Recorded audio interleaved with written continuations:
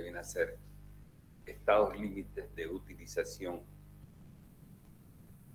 que resumiendo viene a ser el control de la fisuración, de las deformaciones y de las vibraciones. Entonces, ¿qué es estados límites en general? Vamos a ver primero, vamos a recordar eso que habíamos visto en 1. Toda estructura de cualquier material para prestar un buen servicio durante su vida útil debe cumplir con los siguientes requisitos, que son los requisitos básicos y los requisitos complementarios. Los básicos, toda estructura sí o sí tiene que garantizar seguridad resistente, funcionalidad, durabilidad y buen aspecto. Seguridad resistente, funcionalidad, durabilidad y buen aspecto.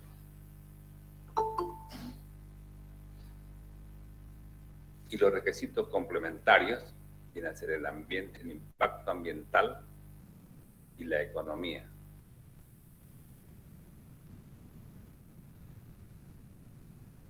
¿Ya?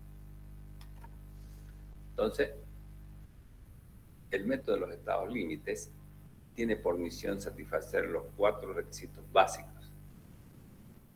Para el efecto, se clasifican los estados límites en 2 grandes grupos. El 1 es los estados límites últimos, que es todo lo que hemos visto en prácticamente hormigón 1. Los estados límites últimos son los que corresponden a la máxima capacidad resistente de la estructura. Se relacionan con la seguridad de la misma desde el punto de vista del colapso resistente. Por tanto, asegura el primer requisito básico, que es la seguridad resistente. Entonces, los estados límites últimos, cuando yo hablo de estados límites últimos, quiere decir el cálculo que solamente se fija en la capacidad resistente, en la resistencia del elemento de la estructura. No nos importa la funcionalidad, la durabilidad, el buen aspecto. En los estados límites últimos no solo nos interesa lo que resiste, lo que aguanta desde el punto de vista del colapso estructural. Y los estados límites de utilización, ya de uso, algunos libros van a ver estados límites de servicio, también se llama. Estos estados son los que corresponden a la máxima capacidad de servicio, es decir, ya cuando la pieza está en funcionamiento, cuando estamos seguros que la pieza no va a fallar desde el punto de vista resistente. Puede ser que falle por otras situaciones que tienen que ver, porque están relacionadas con la funcionalidad, durabilidad y la buena apariencia, que son los últimos 3 requisitos básicos. Es decir,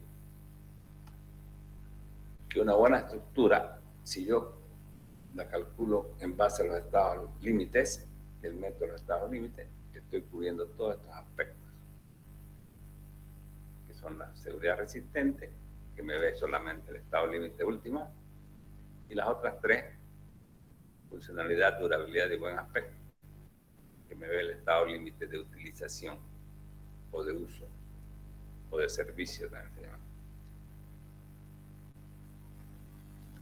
El ambiente, el impacto ambiental es se refiere a que toda estructura que se construye no haga un impacto, digamos, negativo al medio ambiente. Ahí viene la ficha ambiental, que es algo moderno, digamos. Podemos decir que es un requisito moderno. Y la economía, obviamente que una estructura tiene que ser segura, funcional, durable y estética, cuidando siempre la economía. Económica. Tiene que cumplir estas 4 condiciones haciendo que el aspecto económico sea el mínimo. Entonces,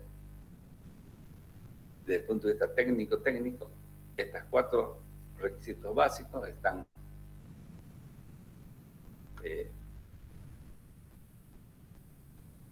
digamos, cubiertos con el método de los estados límites.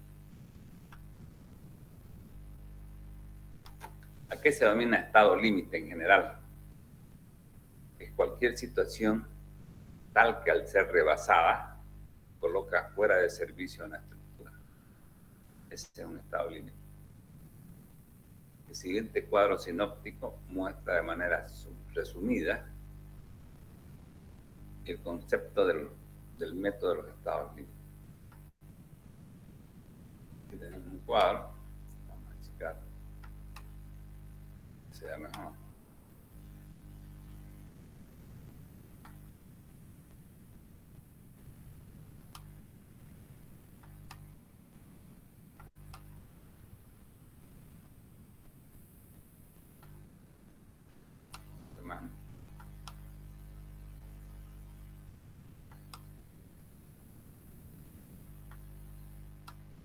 Entonces, el método de los estados límites, este estado de dieta aquí abajo. Estados límites, este estado de dieta aquí arriba, estados límites. El método de los estados límites, que es un método de cálculo semiprobabilístico,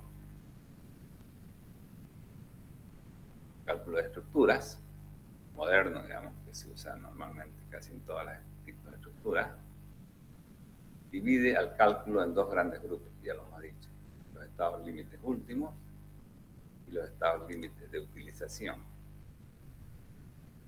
Los estados límites últimos tienen que ver con la capacidad resistente.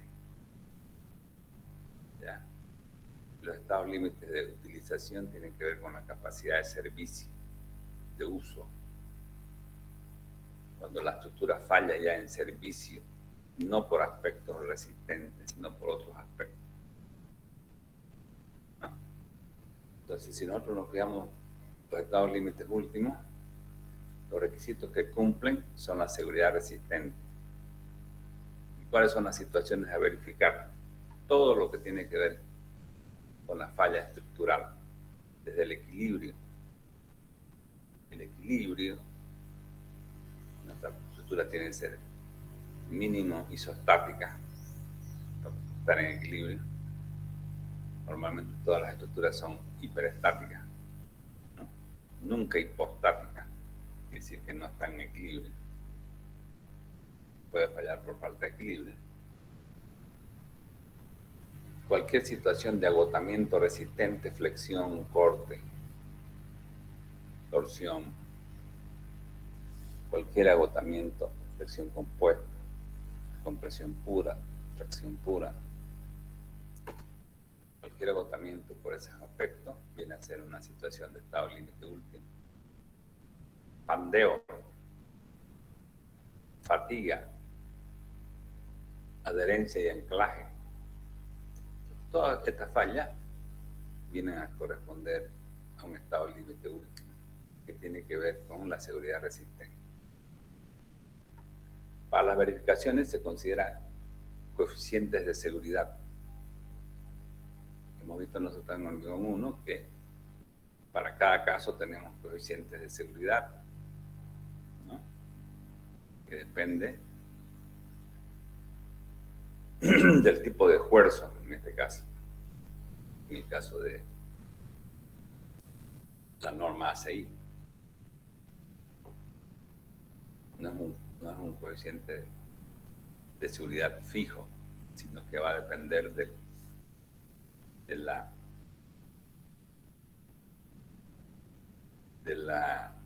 tipo de esfuerzo. En realidad, lo que hemos hecho en hormigón 1 es calcular una estructura mayorando sus cargas y disminuyendo la resistencia a los materiales. La disminución de la resistencia a materiales depende el valor de phi, que depende del tipo de esfuerzo, si ustedes se acuerdan. son independientes de la función que deban cumplir. Los estados límites últimos son independientes de la función que deban cumplir. No interesa dónde y para qué se coloca. Lo que interesa en este estado límite último es que resista, la estructura resista las situaciones de solicitaciones más desfavorables. Bien, entonces hasta aquí nosotros prácticamente podemos decir que en hormigón 1 vimos casi todo. En hormigón 2 vamos a complementar estos estudios diciendo que no solamente una estructura está en buenas condiciones si resiste, puede fallar por otros aspectos. ¿Cuáles son esos aspectos? La funcionalidad. Una estructura tiene que ser funcional. ¿Qué significa? Por decirles algo, si una estructura está excesivamente deformada, por más que resista el esfuerzo, si está excesivamente deformada o fisurada excesivamente, atenta contra la funcionalidad, contra la durabilidad, una estructura totalmente fisurada, contra la buena apariencia, una estructura toda deformada y fisurada, da mal aspecto, da miedo habitarla, digamos, ¿no? Entonces, todas esas situaciones son los que complementan esta situación de capacidad resistente. Entonces, aparte de nosotros verificar que una estructura resista, tenemos que además verificar que sea funcional, sea duradera, tenga buen aspecto. Las situaciones a controlar en estos casos, en el caso de una estructura de hormigón armado, para el estado límite de utilización, son tres: fisuración, deformación y vibración. Fisuración, deformación y vibración. Los controles se realizan para las estructuras trabajando en servicio. O sea, nosotros cuando calculemos una deformación, no me interesa calcular la deformación mayorada, me interesa calcular la deformación real. Entonces, para estos casos, no se afectan de coeficiente de seguridad. No mayoramos las cargas ni disminuimos los materiales para hacer las comprobaciones de fisuración, deformación y vibración. Aquí sí depende de la función que deba prestar la estructura. Me interesa para qué la voy a usar. Me interesa dónde y para qué voy a usar la estructura durante su vida útil. Ese es el concepto entonces grande de estados límites. ¿Qué es un estado límite? Cualquier falla, cualquier situación que pueda dejar de servicio, pueda dejar fuera de servicio una estructura. Puede ser flexión, puede ser pandeo, puede ser problemas de anclaje, de empalme, de equilibrio. Esas situaciones son estados límites últimos. Para poder verificar estas situaciones hay que mayorar, hay que usar coeficientes de seguridad, ¿no? Y las otras situaciones es que ya cuando la estructura está en servicio, supongamos que nosotros hemos calculado bien la estructura desde el punto de vista de los estados límites últimos, tenemos que comprobar que esta estructura que está resistente, desde el punto de vista de la resistencia, de la capacidad resistente, del colapso estructural, no falle por otras situaciones durante su vida útil, durante su vida de servicio. Esta estructura, además de ser resistente, tiene que ser funcional, durable y tener buen aspecto. Estas tres cosas, en estructuras de hormigón armado, se reduce controlando estas tres cosas se, digamos, logra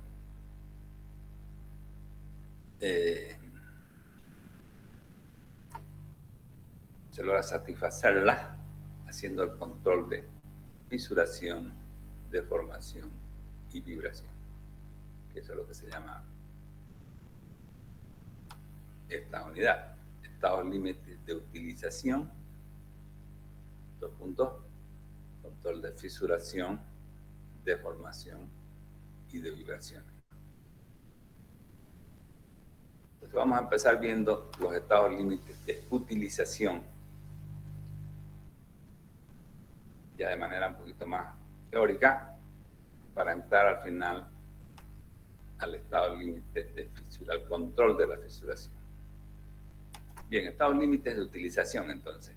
Aunque ya lo hemos dicho esto, vamos a verlo un poquito más. Las estructuras de hormigón armado no solo deben ser comprobadas para que no fallen por agotamiento resistente, estados límites últimos, sino que además su comportamiento en condiciones de servicio, de uso, deben ser aceptables. Estados límites de utilización. Los estados límites de utilización toman en cuenta todas aquellas situaciones que pueden dejar fuera de servicio la estructura por razones de funcionalidad, durabilidad o de buen aspecto. En estructuras de hormigón armado, estas situaciones se reducen a tan solo efectuar el control de la fisuración, de la deformación y eventualmente en algunas estructuras especiales sometidas a cargas dinámicas, el control de la vibración.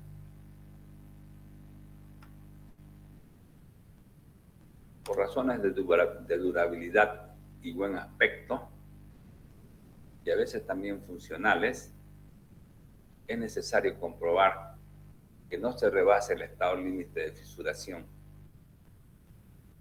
caracterizado por el hecho de que la anchura máxima de las fisuras en una pieza alcanza un determinado valor límite, que depende de las condiciones ambientales en que se encuentre la pieza. Es decir, nosotros no es que al hacer el control de la fisuración, no estamos diciendo que vamos a eliminar la fisuración. No podemos eliminar la fisuración, pero lo que vamos a hacer es controlarla, ver que su ancho esté acorde con el ambiente en que se encuentra la pieza y con el servicio que va a prestar la pieza. ¿No? Digamos, un tanque de agua, nosotros tenemos que controlar mucho más la fisuración que en el caso de una viga, digamos. Por razones funcionales y a veces también de buena apariencia, no debe rebasarse el estado límite de deformación, caracterizado por alcanzar un determinado movimiento deformante manifestado a través de flechas y giros en los distintos puntos de las secciones de los elementos, cuyos valores máximos deben ser limitados en función al uso que desempeña la estructura. Estamos hablando de las deformaciones. Y por último, los dos estados límites, el de fisuración y el de deformación, deben comprobarse siempre. A ellos se le puede añadir, en casos especiales, el control del estado límite de vibraciones, caracterizado por la generación en la estructura de vibraciones de una determinada amplitud de frecuencia. Lo vamos a ir viendo poco a poco. Por tanto, vamos a empezar inicialmente con esto, con el estado límite de fisuración. ¿Cómo controlamos la fisuración para que nuestra pieza no quede fuera de servicio? Eso es lo que vamos a ver ahora. Las fisuras que se presentan en estructuras de hormigón armado son originadas por varias causas de diversa índole. Cuando está fallando una estructura, ¿cómo se manifiesta? Una estructura de hormigón armado se manifiesta a través de las fisuras. Es como decir, que se producen heridas, digamos, en la estructura. Aquí solo vamos a referirnos. Las fisuras pueden tener muchas razones, muchas. Las que vamos a referirnos en este caso no son todas. Son solo aquellas que se producen en el hormigón que rodea las barras traccionadas por el excesivo alargamiento. Tienen la ventaja de poderlas controlar a un inicio cuando estamos ejecutando el proyecto. No estamos ejecutando la obra, estamos haciendo el cálculo. O sea, cuando digo control de fisuración, estoy hablando de la fisuración que se genera en el hormigón producto del alargamiento del acero, del excesivo alargamiento del acero. Ese excesivo alargamiento del acero va a producir que el ancho sea muy grande y yo tengo que controlarlo en base al ambiente en que se encuentra la pieza. ¿Ya? Entonces, no estoy hablando, por decirle, una fisura por, digamos, de aforado. Una fisura de aforado es las fisuras que se generan al inicio de en las primeras horas del hormigonado por la excesiva pérdida de agua superficial. Estoy hablando yo acá, no estoy hablando tampoco de fisuras que se producen por error, digamos, de constructivo. ¿No? Aquí estamos hablando entonces solo de las fisuras que nosotros podemos evitarlas haciendo un buen cálculo. ¿Cuáles son? Las que producen alargamiento, las que se generan por excesivo alargamiento del acero. Estas fisuras se presentan debido a la baja resistencia a la tracción del hormigón. En elementos con bajas tensiones de tracción, en el acero, las fisuras pueden ser muy pequeñas, incluso imperceptibles a simple vista. A estas fisuras se les llama microfisuras.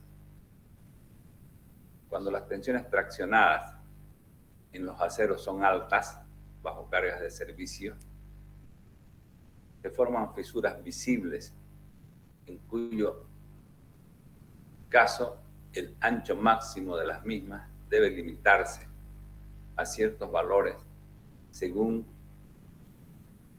cuánto admite el ambiente donde se encuentra la pieza para no colocarse como un estado límite. En piezas de hormigón armado no pueden admitirse fisuras de ancho excesivo porque abre paso a los agentes exteriores que provocan la oxidación de las armaduras en primera instancia para desarrollar luego el proceso de la corrosión de las mismas, atentando directamente contra la durabilidad y a veces contra la funcionalidad y casi siempre contra la buena apariencia. Los agentes externos pueden ser agresivos cuando el medio es ácido y menos agresivos cuando el medio es básico. Inclusive en atmósfera normal, el exceso de la fisuración provoca la oxidación de las armaduras debido a que el agua, el óxido y el anhídrido carbónico de la atmósfera atacan a las armaduras.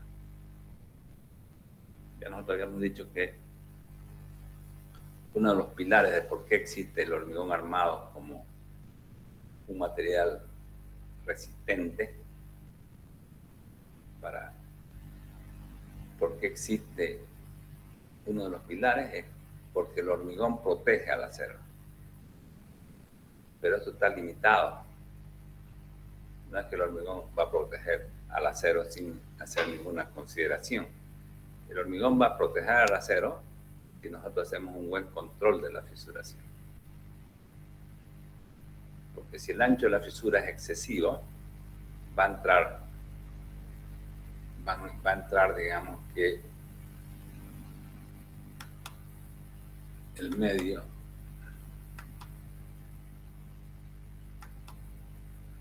digamos que vamos a hacer aquí un temita.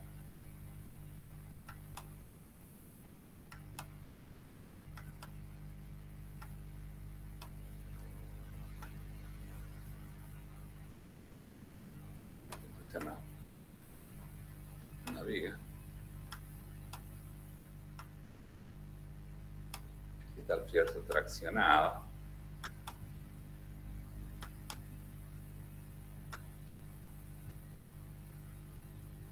La viga. Y aquí está la fisura que se va a generar en esta viga. Nosotros habíamos dicho que cuando vimos hormigón 1, que para que trabaje el acero traccionado, el hormigón tiene que fisurarse. Es más, cuando hacemos el cálculo, admitimos que solo la parte del hormigón está trabajando. Aquí está el hormigón y por otro lado está el acero.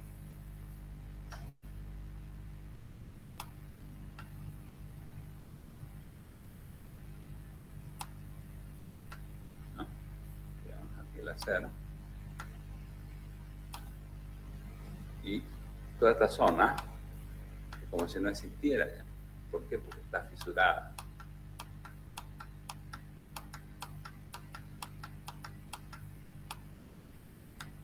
Entonces nosotros no podemos eliminar esta fisuración. Porque si no, tendríamos que usar mucho fierro. En otras palabras, ya no usar fierro.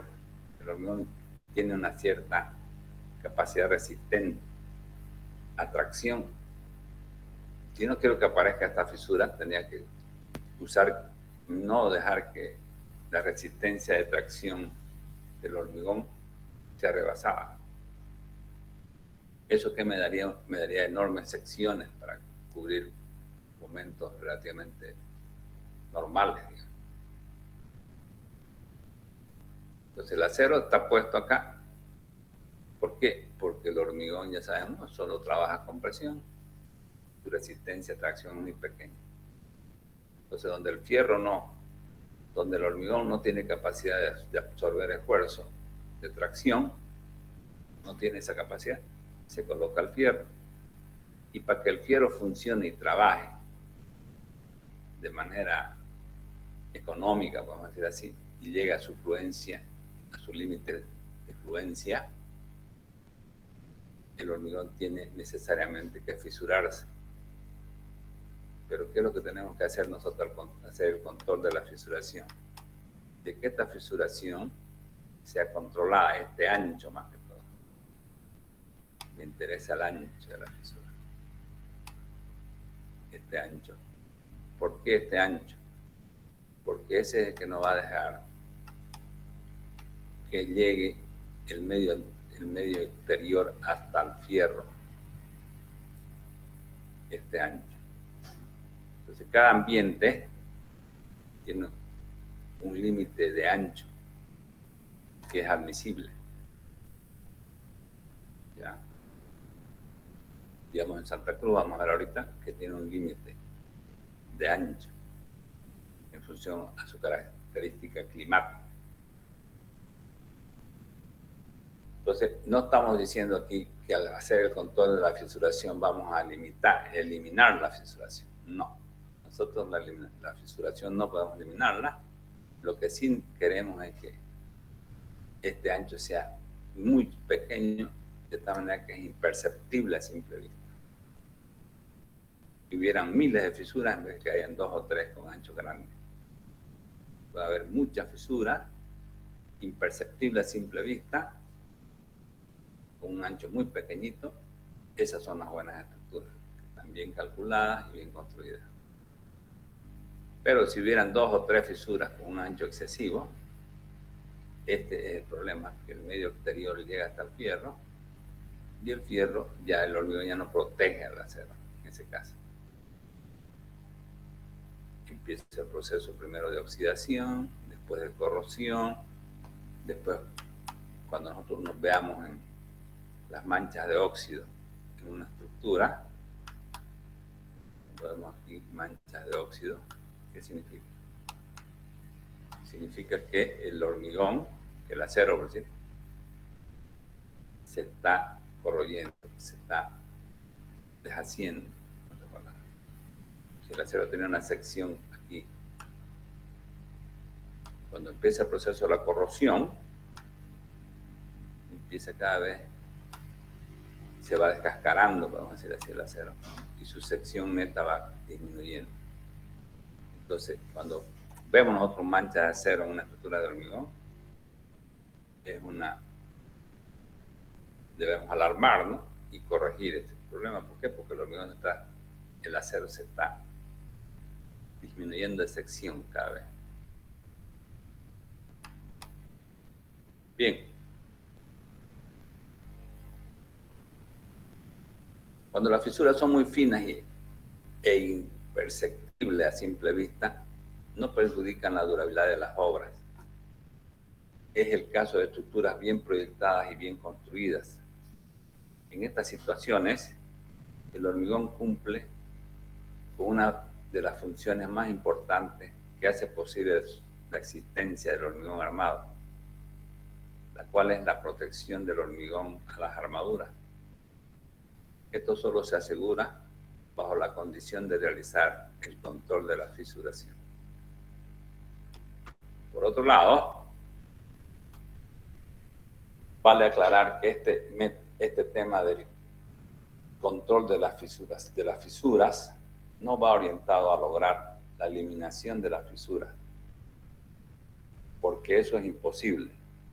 Para que trabaje el acero, el hormigón que rodea las barras traccionadas necesariamente tienen que fisurarse.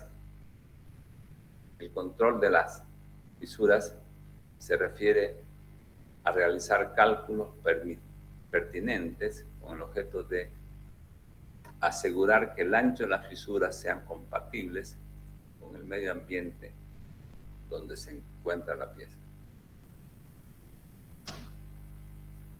Bien. Tipos de fisuras por esfuerzo y elementos donde se desarrollan. Estamos diciendo nosotros que estamos viendo las fisuras que se producen en el hormigón alrededor de las barras traccionadas.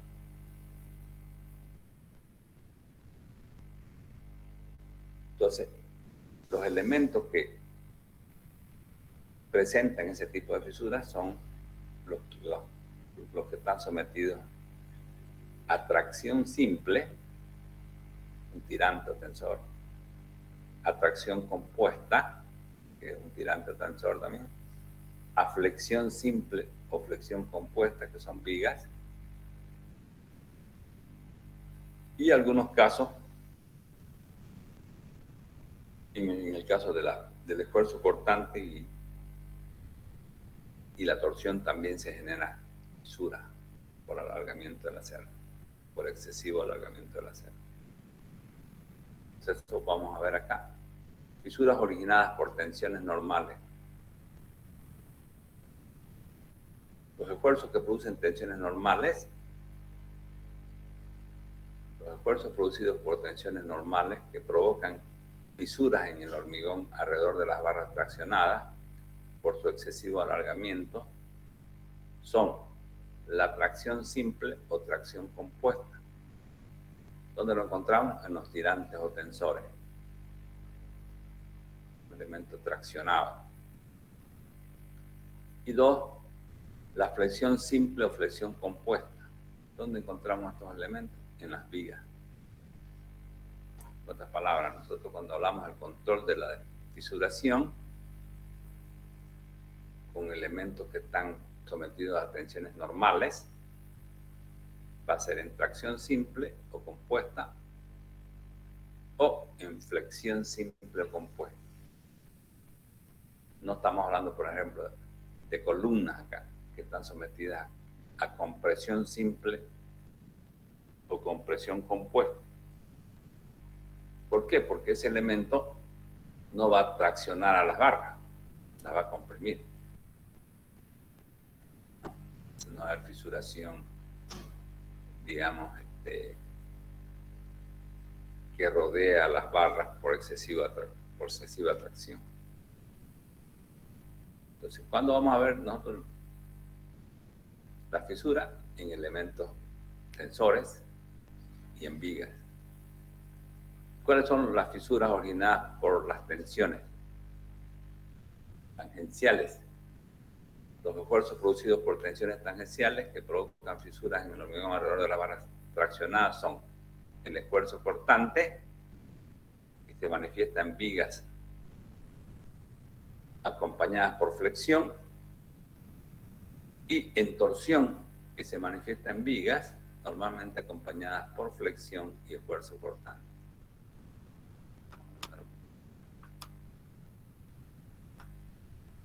Piensa aquí, por ejemplo, las fisuras por tracción, por flexión. Estas fisuras se caracterizan porque llegan hasta el límite, hasta el eje neutro, y ahí se detienen. ¿Por qué se detienen acá? Porque esta zona está comprimida. A pesar de empezar del eje neutro hacia abajo, aparece la tracción y el hormigón se fisura para dar paso a que el fierro se alargue y entre en tensión. ¿No? Cuando tengo un tirante traccionado, las fisuras atraviesan toda el alma de la sección, porque toda la pieza está traccionada. Y el fierro es el que resiste, el hormigón no resiste nada. El hormigón solo está cubriendo las barras para que no se oxiden. ¿Cuándo no se van a oxidar esas barras? No se van a corroer cuando hacemos un buen control de la fisuración y verificamos que este ancho no supere el admisible del lugar donde estoy colocando ese elemento.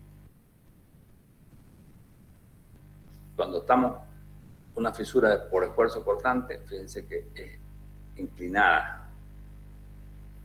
Tiene una cierta inclinación entre 60 grados y 45 grados. Cuando la fisura es por torsión, tiene este aspecto. En una cara tiene una orientación y en la otra cara tiene una orientación contraria. O sea, esto viene a ser como una especie de continuidad. Esta fisura por torsión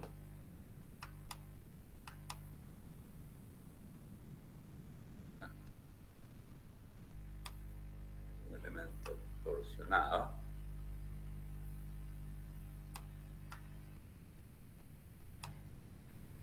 está empotrado.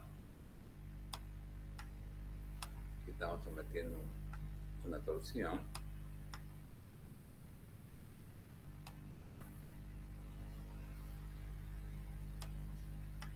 Torsor, ¿no? Vamos a hacer la fisura en esta cara frontal, digamos. Supongamos que la fisura va a ser así.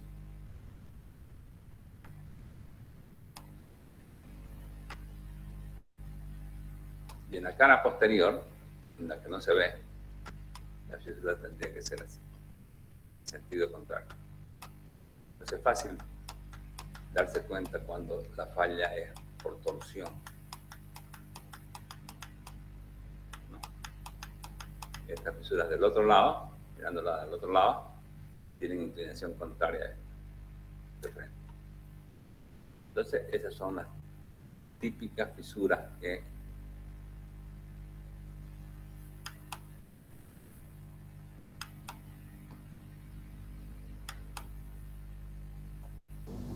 vamos a hacer ese control nosotros. Normalmente las más importantes son las de flexión, ¿no? Tracción es un elemento que no se usa mucho, muy rara vez. Y esfuerzo cortante y torsión, sí hay un gran uso, digamos, de estos elementos que están sometidos, sobre todo a cortante. Donde hay flexión hay cortante. La derivada del momento flector respecto a su longitud es el cortante. Pero no podemos hablar de flexión, porque la flexión, salvo que sea constante, para que no haya torsión, para que no haya cortante, por ejemplo. Un ejemplo: fisuras en una viga real sometida a carga uniformemente repartida, muestran el sector central de las fisuras por flexión y en los extremos las fisuras por cortante. Fíjense que aquí las fisuras son casi verticales, se detienen aquí antes de llegar. Esta zona ya está comprimida y aquí se inclinan, donde el esfuerzo cortante se va concentrando en las reacciones y las fisuras empiezan a inclinarse como efecto de esfuerzo cortante. Esas son las fallas que se puede dar en una vida real. Bien. Control de fisuras originadas por tensiones normales, es decir, en elementos flexionados y traccionados. ¿Cuáles son esos elementos? Los elementos flexionados son normalmente las vigas y los elementos traccionados son los tiranos. Los investigadores en este campo definieron dos fenómenos determinantes que se presentan en la fisuración. Por un lado, el ancho de las fisuras, y por el otro lado, el medio en que se encuentra la pieza, el medio ambiente en que se encuentra la pieza. Y abordaron el tema siguiendo dos etapas. Siguiente. Primero, establecieron valores máximos admisibles para el ancho de fisuras según el tipo de... Y dos, establecieron fórmulas que proporcionen el ancho probable de las fisuras en función a las características básicas de la pieza. Es decir, cuando empezaron a hacer la investigación, se dieron cuenta que el ancho de la fisura tiene que ser en base al medio ambiente, al medio en que se encuentra la pieza. Hay ambientes, digamos, que son agresivos, normalmente los ambientes ácidos, por ejemplo, en ciudades donde está el mar cercano, en la costa, ciudades de costa, el ambiente es ácido, provoca muy rápido la oxidación del fierro. Ahí las estructuras metálicas tienen que ser constantemente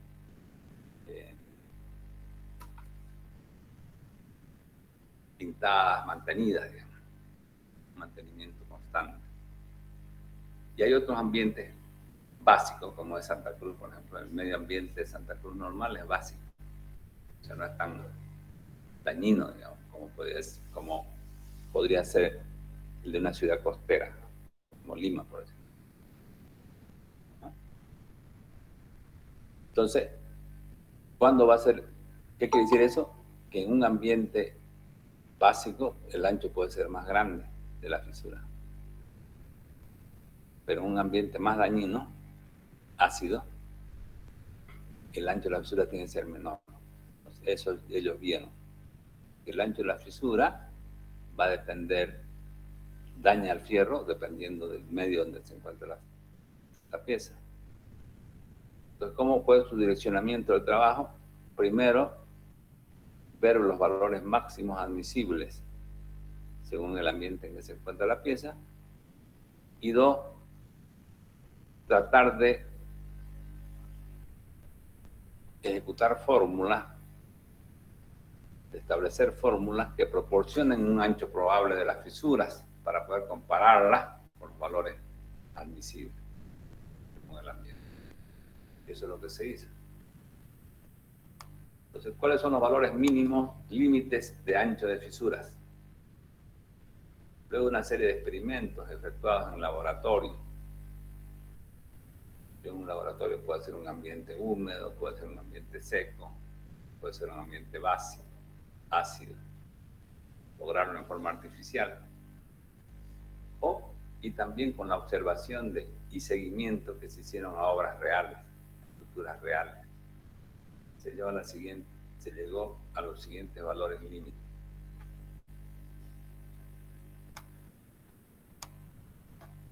Condición de exposición, anchos permisibles de fisura. En un ambiente de aire seco o membrana protectora, esta palabra inglesa, membrana protectora, aquí no se usa, ¿no? Un ambiente seco con membrana protectora, podemos hacer un ancho permisible de 0,41 milímetros. Un ambiente húmedo, aire húmedo y el suelo de 0,13.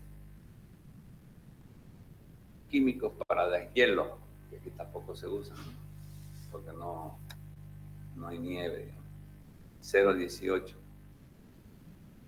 Agua de mar y rocío de agua de mar, humedecimiento y secado, 0,15. De lo que le decía, digamos. Fíjense aquí, en un ambiente seco es 0,41, en un ambiente húmedo es 0,30, en un ambiente ácido es 0,15. Y en estructuras que contengan de contención de agua, se excluye ductos sin presión, 0,10.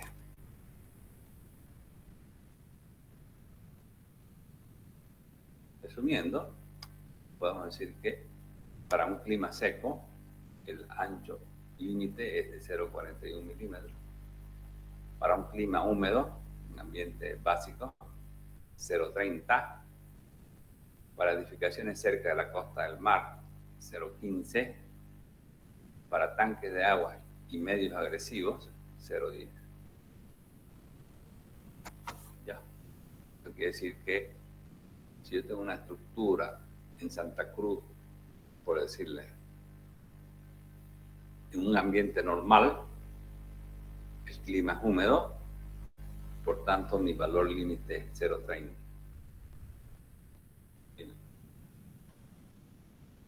Yo estuviera en La Paz, por ejemplo, el clima seco, un ambiente normal, 0,41. Es su valor límite. O sea, un poquito más grande, admite en un clima seco que un clima húmedo. Y ya cuando estamos hablando de ambientes agresivos, de 0,15 en las costas, ciudades cercanas al mar, y en el caso de que yo quiera un medio agresivo, fuerte, con tanques de agua, digamos, su valor límite es 0,10.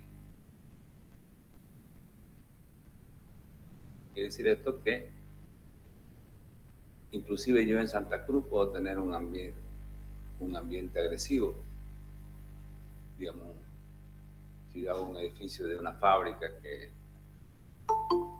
interiormente despide vapores ácidos en un medio agresivo, ¿no? Bien, fórmula práctica para el control de la fisuración. Podemos decir que aquí ya sabemos cuántos son nuestros valores máximos admisibles según el ambiente en que se encuentra la pieza. ¿Y yo qué hago con eso? No hago nada si no sé cuánto vale la fisura de mi pieza que estoy calculando, que quiero construirla. ahí es donde ya surgen varios autores que tienen su fórmula para poder encontrar un ancho probable de fisura según las características de la pieza que esté yo comprobando. Uno de ellos es Yergelik y Luke, que dan su fórmula, y esta fórmula es la que el código ACI la acepta. Se está en buenas condiciones frente a la fisuración si al aplicar la siguiente ecuación de Yergelik-Luke, los valores de ancho de fisuras resultan menores o iguales a los anchos de fisuras permisibles según el ambiente donde se encuentre la pieza. ¿Sí? Este es el ancho de la fisura según sus características, cantidad de fierro, tensión y demás. Y este valor siempre hay que comprobar que sea menor o igual al ancho límite, según el ambiente en que se encuentre el elemento. ¿Cuáles son estas variables? Esas variables son beta, que es la relación entre la distancia desde el eje neutro a la cara más traccionada, con la distancia desde el eje neutro al centro de gravedad de las barras de acero. Es decir, H1, H2 dividido entre H2. H2 dividido entre H1. Esto está más claro acá. Este es el centro de gravedad. Este es el eje neutro. Y este es el centro de gravedad de la armadura. Este es H1. Y del eje neutro hasta el extremo de la barra de la sección traccionada es H2. Esos dos valores me dan, la relación de esos dos valores me da beta, que necesito acá. Luego necesito también saber cuánto vale C, D sub C, D sub C, espesor del recubrimiento del hormigón, medido desde la cara más traccionada hasta el centro de las barras más cercanos a esta cara. Espesor de recubrimiento del hormigón, medido desde la cara más traccionada hasta el centro de la barra más cercana a esta cara. Esto también está aquí más claro. D sub C, la barra más,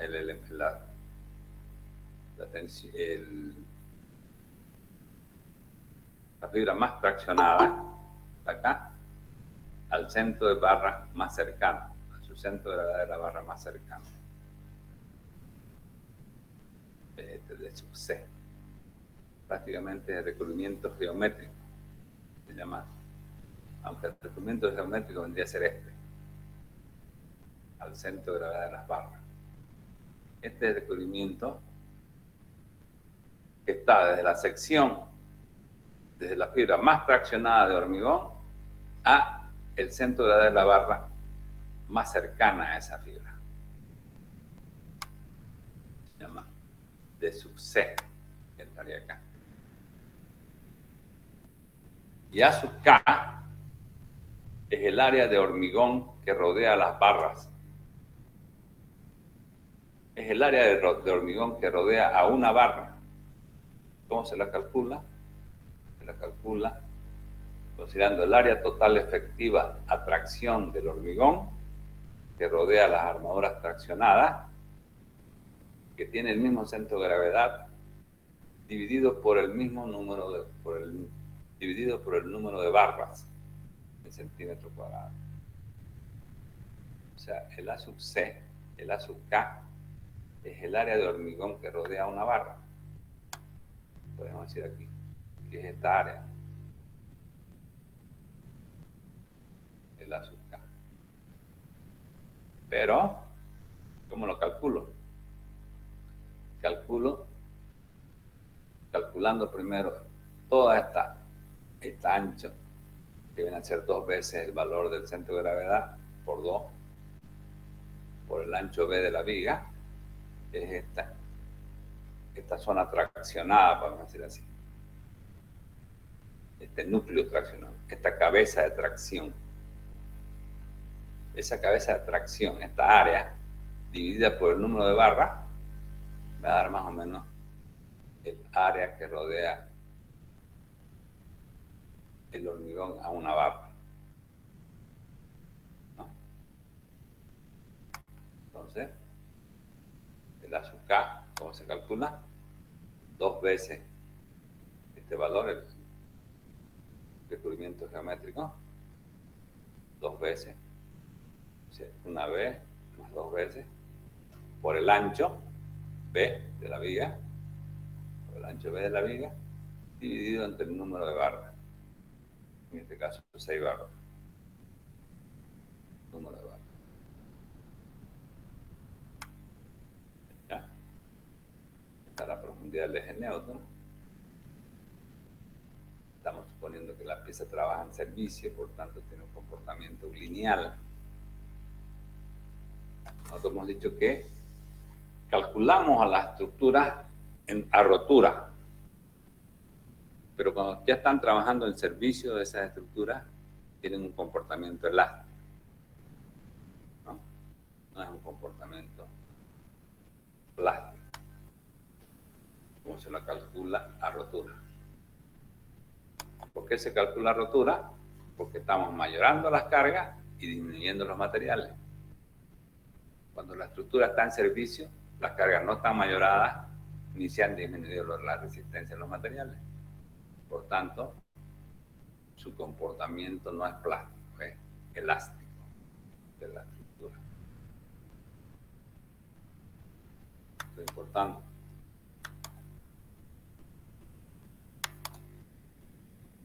Okay.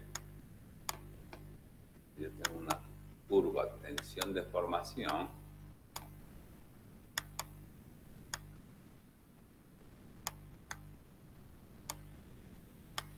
Tensión de formación de una pieza de hormigón armado. Más o menos esto va a ser así.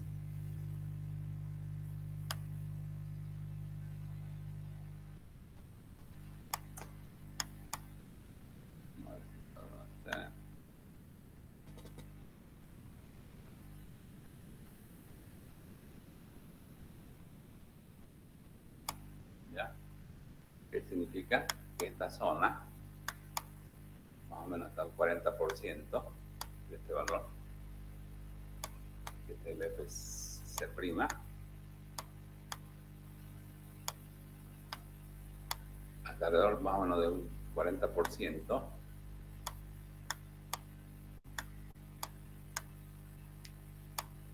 de este FC',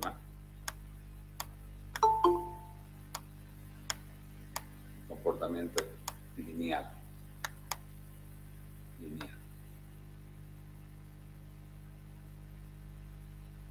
Y se estiman que en servicio estamos alrededor de esta zona. Estamos trabajando por acá.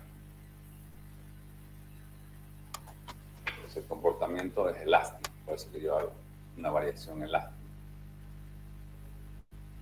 Cuando calculo rotura, elástica, ¿no? Ya está fisurado. Cuando calculo la rotura, asumo que hay una deformación plástica, una tensión plástica. Como estamos acá, calculando la rotura. Tiene este comportamiento. Cuando estoy en servicio, tiene este comportamiento lineal, comportamiento lineal. Bien. ¿Y qué es la F sub S? Es la tensión del acero en tracción, pero en servicio. ¿Cómo calculamos eso? Calculamos con esta formulita. Tenemos el momento característico sin mayorar, tenemos el acero, tenemos el brazo del par interno. ¿De dónde viene esto? Viene de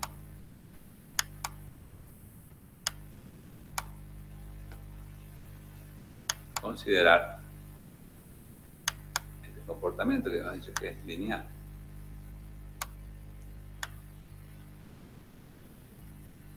Triangular. Esta es la profundidad del eje neutro.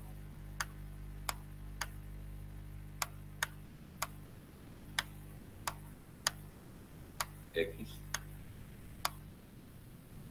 Aquí ya tenemos del eje neutro para abajo. Está traccionado al elemento. Asumimos que el hormigón no trabaja para nada ahí y ya trabaja el acero solamente. ¿Cuál es la tensión del acero? Es el F sub S por su cantidad de fierro.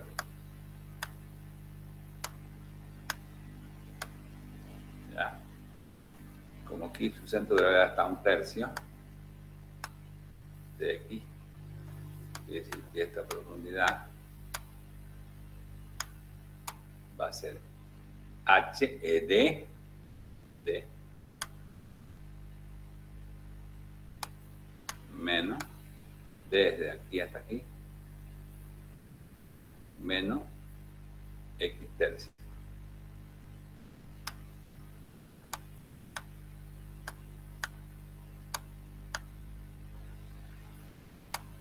Este es el brazo.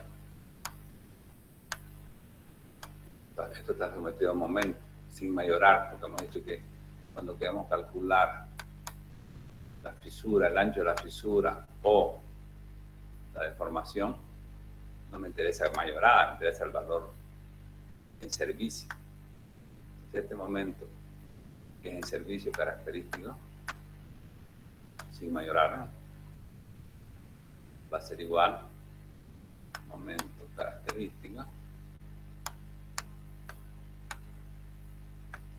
va a ser igual a este par interno. Esta fuerza F por S, F sub S por A por su brazo. F sub S por A por su brazo, que viene a ser D menos X tercio.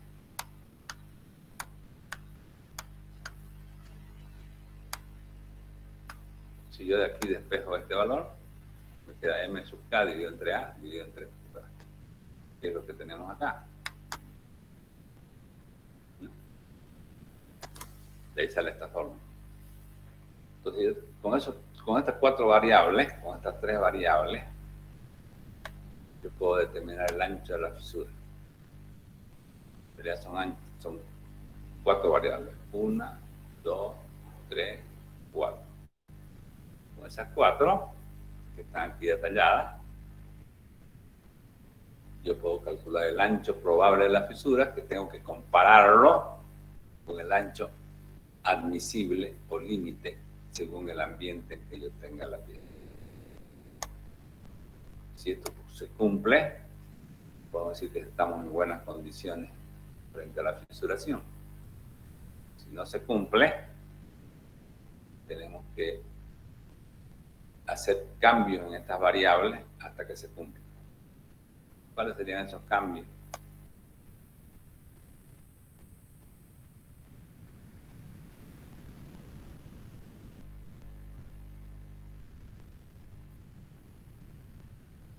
Variables que disminuyen el ancho de las fisuras. Nosotros cuando estamos analizando la fórmula de Jelinek-Loop, podemos ver que se mejoran notablemente las condiciones de la fisuración si tomamos en cuenta las siguientes acciones. Sin aumentar las dimensiones de la sección del elemento, es decir, si yo estoy haciendo el control de la fisuración de una viga de 20 por 60, por decirles algo, y no me cumple, y quiero yo mantener esa sección de 20 por 60, no quiero cambiarla por cualquier motivo, ¿qué variables tengo que manejar para mejorar, para disminuir, digamos, el ancho de la fisura? Entonces, sin aumentar las dimensiones de la sección, el 20 por 60, en el ejemplo que estoy diciendo, ¿qué podemos hacer para mejorar disminuir el diámetro de las barras traccionadas. Digamos, si yo tengo, por decirle, 2 barras de 20, puedo colocar 3 barras de 16. Ese hecho, aunque estamos manteniendo casi la sección, digamos, el hecho de usar un diámetro menor hace que el comportamiento de la fisuración sea mejor. Porque a igualdad de sección, las barras de menor diámetro tienen mayor perímetro. Por tanto, el área de contacto es mayor, lo que ocasiona menores tensiones entre el acero y el hormigón, reduciendo el ancho de la fisura. Importante, esta reducción no debe llevarse a extremos, porque puede conducirnos a obtener un número de barras irracional. Entonces, si yo quiero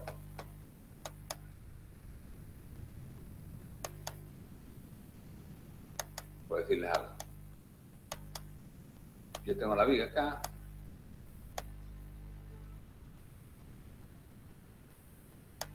la viga,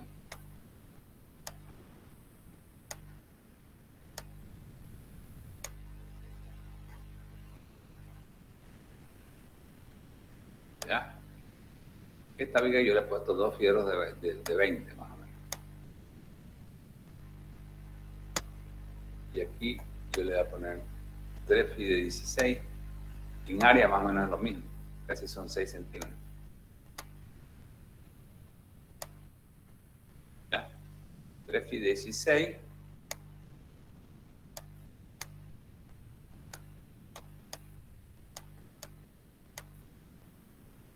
Aquí 2 fi de 20. En plata es lo mismo casi, digamos, en costo. ¿Por qué? Porque el fierro se vende por peso. Si esta sección es la misma, si aquí tengo más o menos aproximadamente 6 centímetros, aquí también tengo aproximadamente 6 centímetros. Quiere decir que el precio es lo mismo. ¿Por qué esta situación está en mejores condiciones de fisuración que en esta? Porque a igualdad de sección, a igualdad de 6 centímetros, 6 centímetros, el perímetro, este perímetro que rodea el hormigón de las barras de menor diámetro es mayor que el perímetro de las barras de menor diámetro, de mayor diámetro. Y al ser mayor este perímetro, hay mayor área que rodea el hormigón. Y al haber mayor área que rodea el hormigón, la tensión que la tensión es la fuerza dividida entre un área.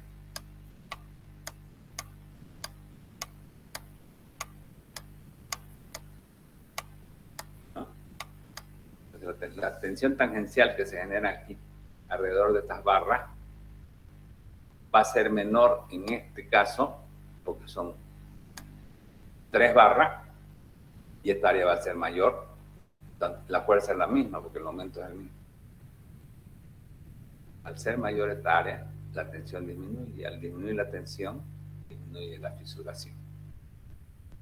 Entonces, una de las variables que podemos manejar para mejorar la fisuración, digamos que yo intenté hacer el control de la fisuración con 2 fi de 20 y falla, no controla, puedo intentar, si no es mucha lo que está, digamos, la diferencia entre el valor admisible y el valor que me da real, puedo intentar disminuyendo el diámetro de las barras, es decir, aumentando más barras con diámetro menor que con diámetro grande. Como concepto, podemos decir, mientras más chico sea el diámetro de las barras, mejor va a ser la fisuración. Pero eso no podemos llevarlo a extremo. Yo no puedo poner aquí fi de 6 en vez de poner fi de 20, porque me daría un montón de fierro de 6. Una irracionalidad. estamos viendo que este caso es siempre que yo tenga un número racional de barras. Puedo hacer eso. Entonces, sin disminuir las dimensiones de la sección del elemento, ¿qué puedo hacer? Disminuir el diámetro de las barras traccionadas, reduce la fisuración, porque a igualdad de sección, las barras de menor diámetro tienen mayor perímetro. Por tanto, el área de contacto es mayor entre el acero y el hormigón, lo que ocasiona mejores tensiones entre el acero y el hormigón, reduciendo el ancho de la fisura. Ahora, ¿qué pasa en este caso? No puedo llevar a ultranza esta decisión de, digamos, colocar diámetros irracionales que me dan un número grande de barras por solamente el motivo de disminuir la fisuración. Puedo hacer este cambio siempre que el número de barras sea un número racional, prudente, lógico, ejecutable. ¿Cuál es la otra variable que puedo disminuir? En el caso que no me dé el control de la fisuración y yo no quiera cambiar de sección. Quiero mantener mi viga con la sección inicial por cualquier situación, porque no, digamos que es una sola viga y todas las demás tienen la misma sección, la misma altura. No quiero cambiarla por una viga todas las demás. O sea, aquí voy a hacer un retoque a las armaduras para que cumpla el control de fisuración. ¿Cuál retoque puedo hacer? Disminuir el número de barras, es decir, aumentar más fierro, más barras de diámetro menor, y puedo hacer las dos cosas, o aparte, disminuir la tensión de trabajo del acero. ¿Y qué significa? En la fórmula. Significa disminuir esta tensión. Si yo disminuyo esta tensión, automáticamente va a caer este omega. Y al caer este omega va a ser igual o menor que el valor límite. ¿No?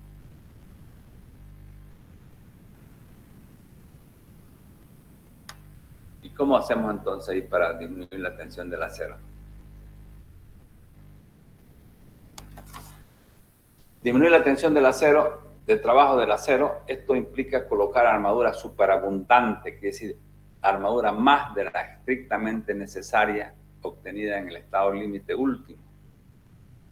Cuando yo calculo la flexión de una sección, tengo una armadura, esa armadura es del estado límite último. Si yo quiero disminuir la tensión del acero, cuando estoy calculando en el estado límite último, la tensión del acero es el límite elástico del acero. Si yo quiero disminuir la tensión del límite elástico del acero, tengo que aumentar más fierro, más sección. ¿Qué significa esto? En plata, más cara, más fierro voy a poner. Al colocar más fierro, más sección para una misma fuerza, la tensión del acero va a disminuir. ¿Qué significa eso? Que va a disminuir también el alargamiento del acero. El acero se va a estirar menos. Y al estirarse menos, se va a cortar el ancho de la fisura. Entonces, repito, acá la segunda situación es disminuir la tensión de trabajo del acero para lograr disminuir el ancho de la fisura en piezas que yo no quiero cambiar de sección.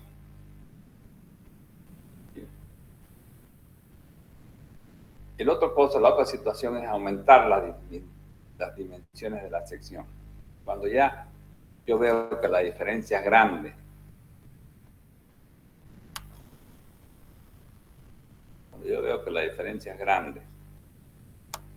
entre este omega y este, quizás disminuir el diámetro de las barras o poner más fierro, armadura superabundante, no logre cubrir de manera eficiente, no logre igualar estos dos valores, por lo menos igualar.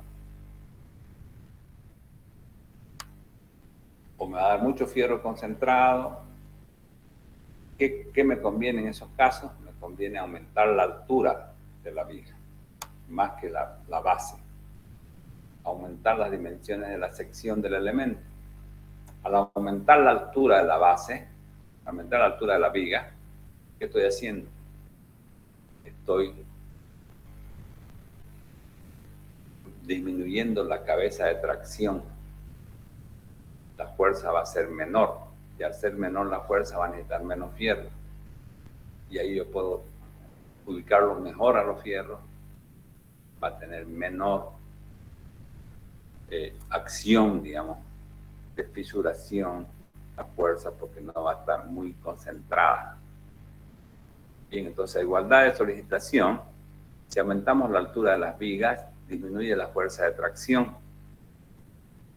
para un mismo momento flector, ¿no? Porque el momento flector no lo estamos cambiando. Por lo cual, el área de las armaduras es menor, se las puede repartir mejor. Por otro lado, el eje neutro sube, por lo que el valor de beta disminuye. Por lo cual, las condiciones de fisuración mejoran notablemente. Entonces, si yo hago el control de la fisuración con la fórmula de Kerr-Leduc y no me cumple, puedo hacer esas acciones para mejorar. Una sería, si esta diferencia no es muy grande, yo no necesito cambiar la sección, solo necesito retocar el fierro. ¿Cuáles son esas dos situaciones? Una es disminuir el diámetro de los fierros, manteniendo el área y ver si así cumple. O aumentar más fierro, superabundante, de manera que esta tensión disminuye. Y por último, cuando es mucha la diferencia, no me queda otra que aumentar la altura de la viga. Y al disminuir, ya con eso tengo que calcular de nuevo el fierro, porque ya tengo otra altura. Y eso logra que disminuya la cabeza de tracción, y al disminuir la cabeza de tracción mejora la fisuración notablemente. Bien, vamos a quedar aquí, ya nuestro horario cumplió. Próximas clases complementamos esto. Quería decirle que la próxima clase puede tener, me han pedido que tomen un examen de mesa.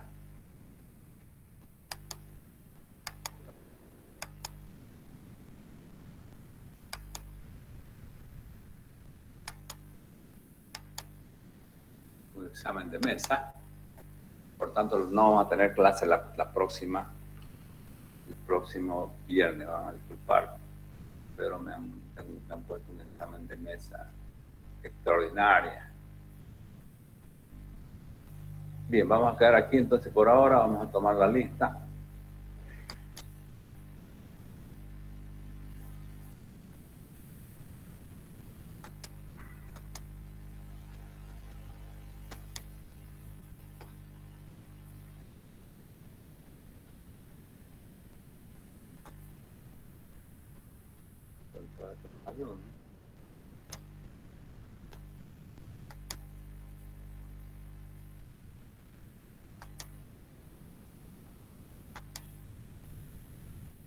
En Excel. Entonces ustedes son SIP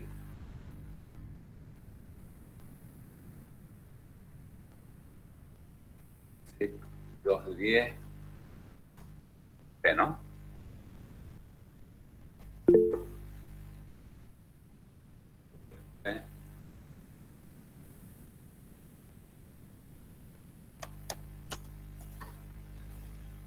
Vamos a guardar.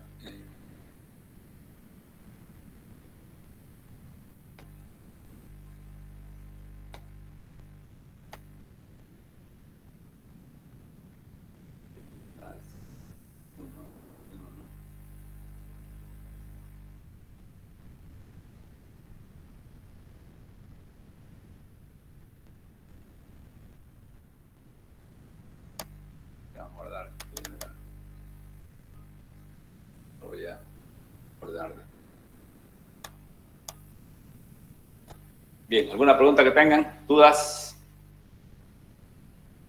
No hay mucho tiempo. Ingeniero, buenos días. Diga. Disculpe, sobre la agregación del Classroom, usted dijo que le enviamos un correo, no sé cuándo. Ya, vamos a hacer lo siguiente. Yo creo que hasta la próxima clase, el próximo lunes voy a tener el ayudante y me esperan hasta el ayudante. Él va a hacer la concentración de los mails y me va a mandar la lista. Ustedes se van a comunicar con él, pero yo el lunes, hasta el lunes voy a saber quién va a ser el ayudante. Ya no me mandan a mi correo, por favor. Ya, está bien. ¿Otra duda? Una consulta, ingeniero. En esa parte, cuando explicó, ¿no? Respecto al área efectiva traccionada, donde va, que cubre a la barra traccionada, nos dijo que todo eso es dividido sobre el número de barras, pero ¿qué pasaría si el diámetro de la barra es diferente, digamos? Igual se divide entre todo. Si, digamos, el diámetro de la barra es diferente, igual. Eso es genérico. Se divide entre el número de las barras. Lo que Gracias, sí ingeniero. es igual, si yo aquí, por ejemplo, tuviera, por decirle, 2 barras de 20 y una de 16, el perímetro entre este y esta es la que va a generar el contacto acero hormigón, ¿no? Pero en este caso, como es, digamos, acá, como lo dice la teoría,